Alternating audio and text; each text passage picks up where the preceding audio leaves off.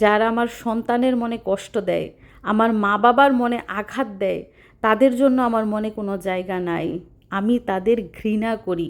যারা আমার নিষ্পাপ বাচ্চাদের নিয়ে হিংসা করে, পরিবারের একমাত্র ছেলেকে আলাদা করে, সারাক্ষণ আজে বাজে কথা বলে মাথার ব্রেন ওয়াশ করে, সেই মানুষের ক্ষমা নাই। আসসালামু আলাইকুম। আশা করি আজকের নতুন ভিডিওটা সবার অনেক বেশি ভালো লাগবে। তো মা বাবা কষ্ট করে সন্তান লালন পালন করে কেন বড় করে, কেন দুনিয়াতে আনে? সন্তানের কামাই খাওয়ার জন্য? কখনোই না।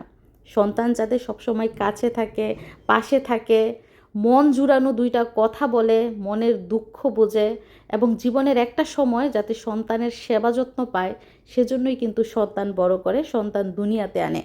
এখনকার মা বাবারা কিন্তু যথেষ্ট সচ্ছল, তার আগে থেকেই জানে ছেলে ভালো হলেও ছেলের বউ অনেক সময় ভালো থাকে না।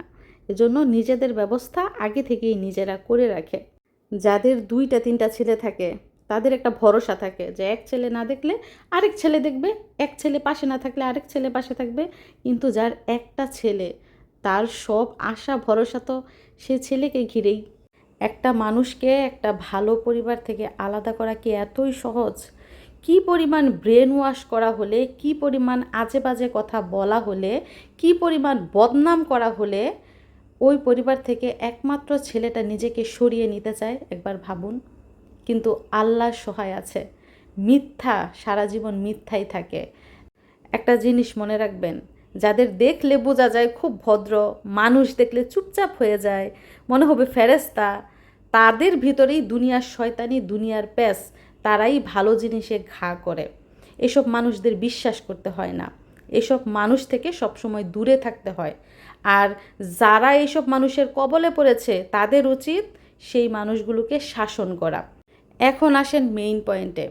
আমাদের যখন বিয়ে হয় তখন আমার মা বাবা মুরব্বীরা বলে দিয়েছিল যে শ্বশুর শাশুড়ির কথা শুনবি, তারাই সব। আর এখনকার মেয়েদের বিয়ে হওয়ার আগে বলে দেয় যে জামাই হয়েছে সব, জামাইরে হাত করবি, শ্বশুর শাশুড়ি খাল্লি বাল্লি। তো সেটাই হয়, বেশিরভাগ সংসারে কিন্তু সেটাই হয়। বউ বিয়ে হয়ে আসার 2 দিন যাইতে না যাইতেই প্রথমে জামাই দখল করে, তারপরে শ্বশুরের সয় সম্পত্তি দখল করতে চায়, তারপর দখল করতে চায় পুরো পৃথিবী। আমরা যখন নতুন ছিলাম, শ্বশুর শাশুড়ি কথা বললে ভয়ে হাত পা কাঁপতো। আর এখনকার বউরা শ্বশুর শাশুড়ি কথা বললে সাথে সাথে গিয়ে তর্ক করে, তাদেরকে অসম্মান করে। এই সব বউদের কি শাসন করা উচিত না? কারা শাসন করবে? বউয়ের জামাই শাসন করবে।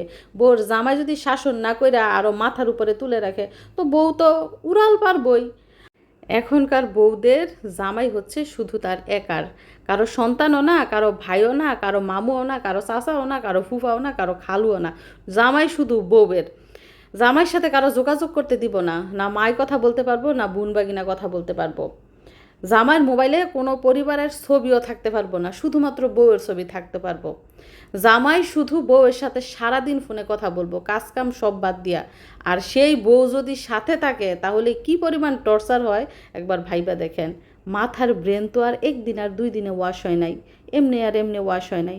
আপনারা যে শুধু বলেন উমুকে বালা তুমুকে খারাপ, উমুকে যে কত বালা সেটা তারাই জানবো যারা তার সাথে সংসার করছে, তার সাথে এক পাতিলার ভাত খাইছে।